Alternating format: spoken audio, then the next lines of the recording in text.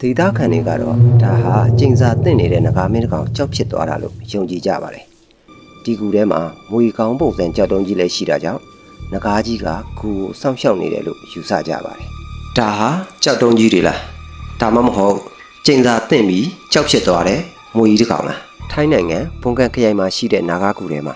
မွေအရေးကွန်ပုံစံအကြီးကွန်တွေနဲ့အလွန်တူတဲ့ကြောက်တုံးကြီးတွေရှိနေပါတယ်ဒီကြောက်တုံးကြီးတွေဟာကူနဲ့ရန်တစ်လျှောက်ငွေကြီးတစ်ကောင်ခွေပတ်ထားတဲ့ပုံစံအတိုင်းရှိနေတာက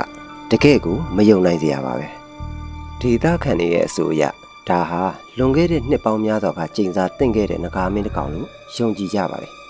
အနီးအနားမှာလည်းငွေကောင်းပုံစံကြောက်တုံးကြီးကိုအထင်ရှားတွေ့နိုင်ပါတယ်သိပ္ပံပညာရှင်တွေကတော့ဒါဟာ